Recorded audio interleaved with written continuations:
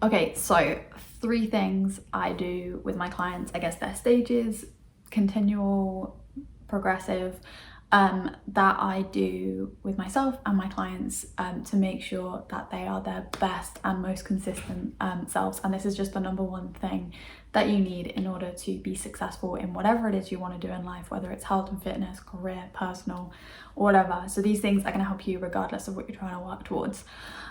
So number one, helping them figure out their why. So figuring out why you want to be working towards what you're doing. This is something I talk about all the time. It's what kind of fitness coaches talk about a lot nowadays, rather than relying on kind of motivation every day, which, as we know, especially as females, fluctuates a lot with our hormones. Knowing exactly why you're doing what you're doing will just, one, obviously is going to ensure that you're motivated more often, but it's also going to help you build those habits and discipline that you need to be consistent, to stay kind of going. So if you already don't know why you're working towards what you're doing, or when you ask yourself why, you're maybe a little bit sure or you don't like the answer, revisit your goals, revisit kind of what you're working towards, and really think about why you're working towards what you're working towards. Number 2 is don't change too much. So I never change too much with my clients, especially too quickly. The biggest mistake people make when they're trying to kind of achieve something new is getting a huge surge of motivation and then changing everything. For example, a diet, cutting out loads of food groups, starting a new exercise plan where your body can't adapt, starting I guess a new skill course, business. They just try and get everything done all at once, and that's just not the way that we work as humans. Like, we are creatures of habit. We need habits, we need to kind of build on those, so we need to work with what you've got to create change. So with my clients, rather than coming in and being like, right, whole new plan, this is it, I adapt the plan to their lifestyles, because the more you keep consistent and the more you keep the same, the higher level of adherence you're going to have. For example, with a workout, if a client comes to me, I'm not going to be like, right, you're on a 5-day split, this is what time you're going to work out, this is how long your workouts are going to be. Instead, I will look at what their usual day-to-day is. If I can fit, say, 3 workouts in, then I'll put those in, but I won't be like, okay, you have to do them at these times. We work together to figure out how long, what they are. Sometimes it'll be different week to week, other times a little bit more kind of stable, but the idea is that we're staying with consistency and making sure that they're fitting into your already kind of habits that are there. Last thing, number 3, non-negotiables every single day, usually 3, but everyone has a different number. Definitely not more than 5, because that is overwhelming, but depending on where you are in your journey, you might have more or less, because some things will be, as I say, habit, and already kind of set in stone.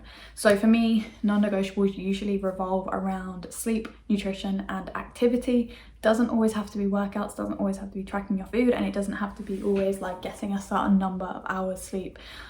It's creating routines around these things. For me, I know that I need 7 to 8 hours sleep at night. If I don't get that, I cannot function. I know that with my nutrition, if I don't track my food and I'm not monitoring my protein and my fiber intake, my body is completely off. Tracking gives me structure, protein just helps me to recover, and the fiber helps my kind of digestive system stay healthy.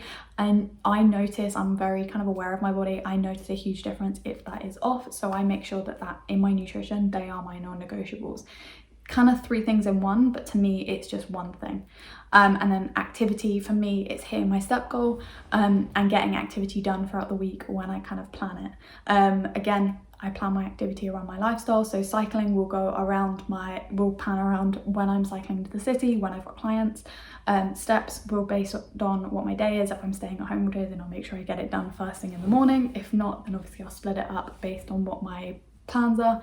Today is a gorgeous day outside, so I got some of my steps done this morning, but I've already planned to get the rest of my activity done at this afternoon when I have my kind of afternoon slump.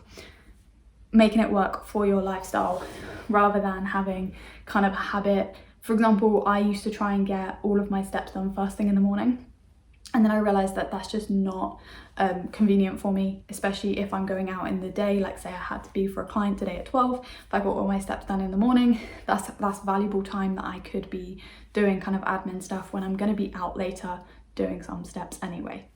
But that's it, 3 things.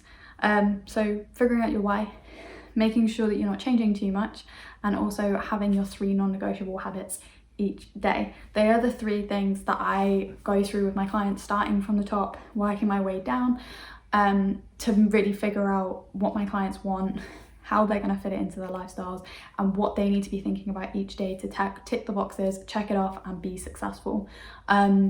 It seems simple because it is simple. Like, it doesn't have to be complicated. There's no magic formula. It is just helping my clients be their best and most consistent lives by creating habits, by creating structure, and just, yeah, taking away stress, taking away overwhelm. It is what you do, and that is that. If you have any questions, let me know. Otherwise, have a fabulous day, and I will be back soon.